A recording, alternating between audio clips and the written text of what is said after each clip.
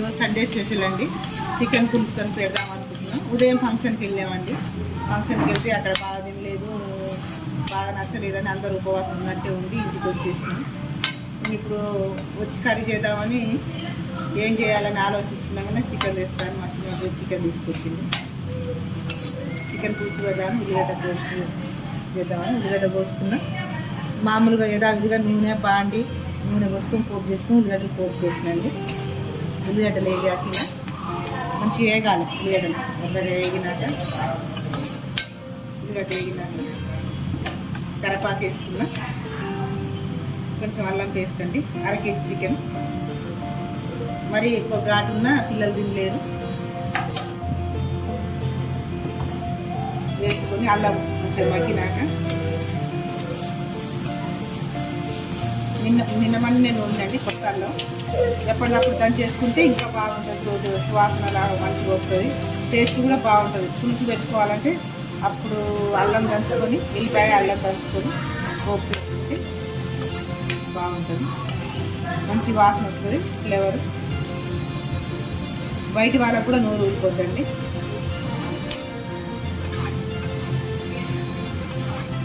అల్లం మగ్గిపోయింది.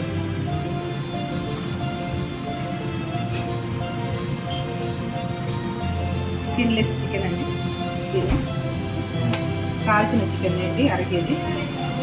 ఇందులో వేసుకొని మంచిగా మగ్గించుకోవాలి. చికెన్ మంచిగా కలుపుకొని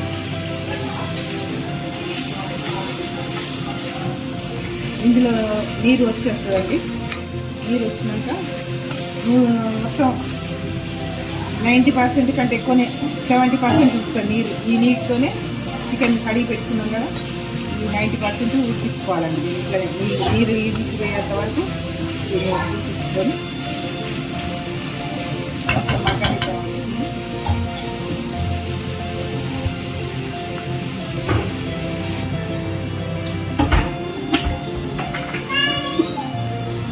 టమాటా వేద్దామనుకున్నాండి.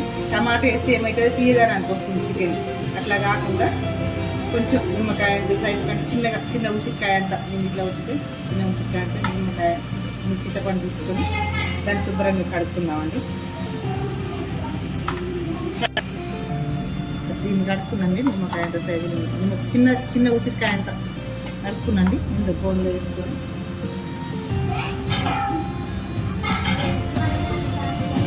నీళ్ళు పోసి నానబెట్టుకోవాలండి. ఇంకా ఇది మొత్తం ముక్క దగ్గర పడే వరకు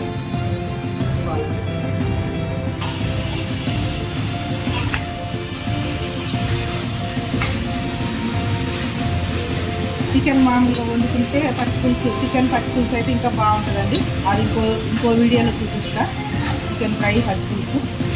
ఈ వీడియోలో చికెన్ పులుసు అన్నంలోకి బాగుంటుంది. ఇదైతే పిల్లలు కూడా ఇష్టంగా తింటారు. కొంచెం పుల్లగా ఇలా ఉంటుంది. చికెన్ ఏమన్నా కారం తక్కువ ఉన్నా కూడా ఈ చింతపులుసు కొంచెం చింతపండు రసం వేస్తాం కాబట్టి ఆ కౌసు అనేది విరిగిపోయి మంచి టేస్ట్ వస్తుంది. టమాటా వేస్తేనే తీయదని అనుకుంటుంది. చికెన్ చింతపండు వేస్తేనే మంచిగా ఉంటుంది. కొంచెం గరం మసాలా వేసుకుంటాం. కానీ ఇట్లా నీరు లాగా అయిపోతుందండి చికెన్. ఈ నీరంతా ఇనుకోవాలి. నీరు ఇనుకోకపోతే చికెన్ ఏమవుతుంది, ముక్క బంకలాగా అయిపోతుందండి.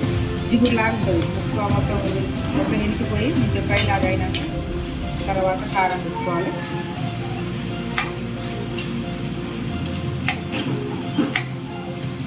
ఉట్టి నీళ్ళు పోసి పులుసు పెడితే బాగుండదండి చికెన్. కొంచెం చింతపండుతో చేస్తే టేస్ట్ వస్తుంది. బాగుంటుందండి చింతపండు పులుసు. కొంచెం పులుసు అంటే కొంచెం చింతపండు వేసి పులుసు పెట్టుకుంటే బాగుంటుంది. టమాటా వేసి కూడా పులుసు పెట్టుకోవచ్చు, కానీ తీయదనం వచ్చేస్తుంది. అట్లా కాకుండా ఇట్లా అయితే మా కోడలికి ఇష్టం అండి. టమాటాతోనే అయితే ఆమెకి ఇష్టం, పులుసుతోనైతే మా మనవరాలకి ఇష్టం చికెన్.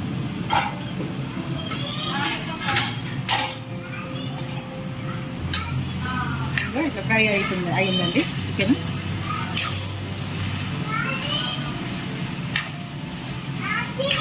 మొత్తం రసం అంతా పోయి నూనె ఏర్పడ్డది.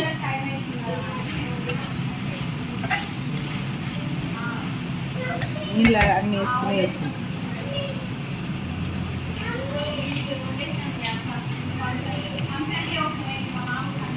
ఇంకా వేసుకోండి. కారం ఎక్కువ చూసుకొని వేసుకోవాలి.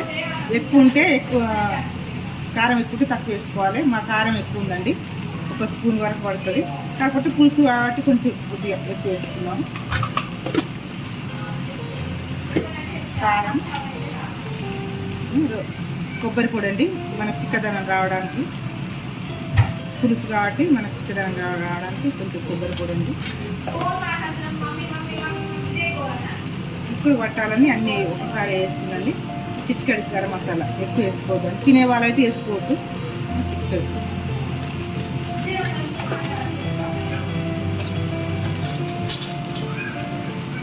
ధనియా పౌడర్ అండి. ధనియా పౌడర్ మన ఇష్టం, రుచికి తగినంత వేసుకొని ముక్కకు పట్టేటట్టు అంతా కలుపుకోవాలండి.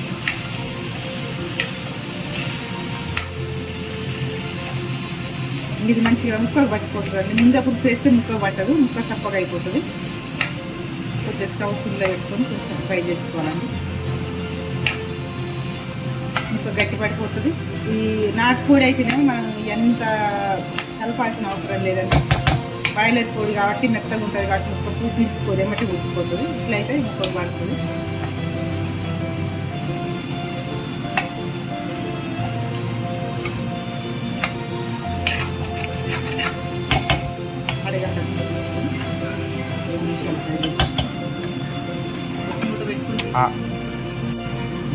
ఒక నిమిషం మూత పెట్టుకొని తీసుకోవాలండి.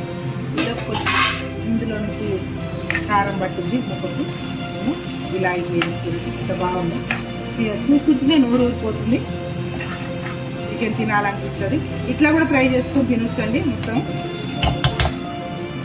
కొంచెం మరీ ఎక్కువ కాకుండా చికెన్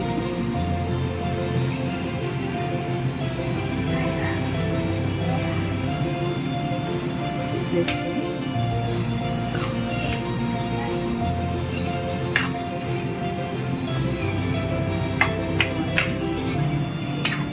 ఒక 10 minutes అయితే అయిపోయింది చికెన్. చూడండి ఎట్లా బాగుంది.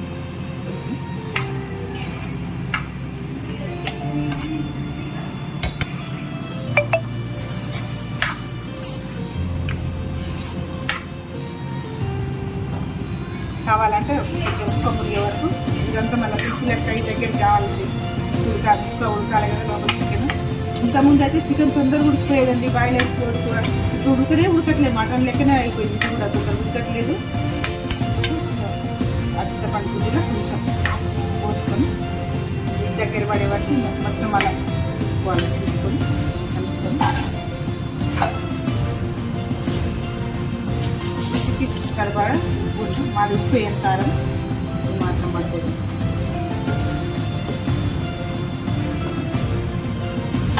కలుపుకొని మూత పెట్టుకోవాలి.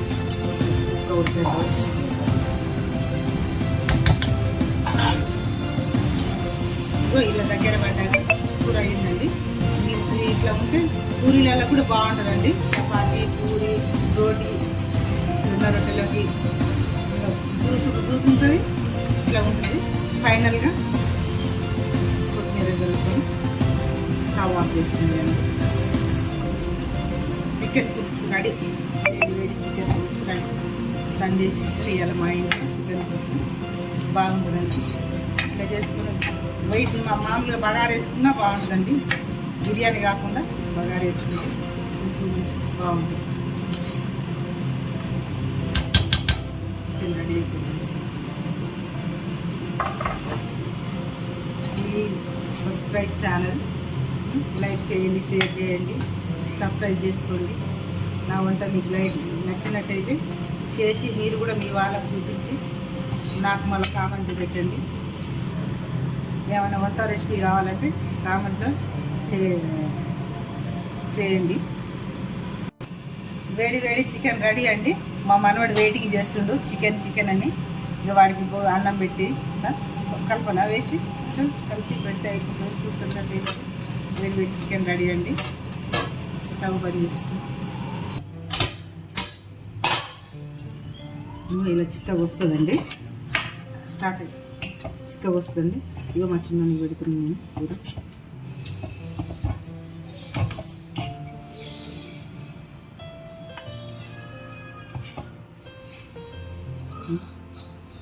ఇలా ఉండాలండి.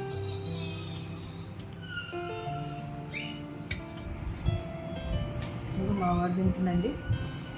ఎంత బాగుందో. బాగుందా నాన్న? చికెన్ బాగుందా? ఇట్లా పెట్టు. ఇంకా సూపర్ అండి, సూపర్. నచ్చిందా? గట్టి చెప్పాలి. నచ్చింది. ఇంకా సూపర్ ఉందండి, సూపర్ ఉంది. తింటాడు. సూపర్ ఉంది. మీకు ఇష్టమా చికెన్? నాయనమ్మ చికెన్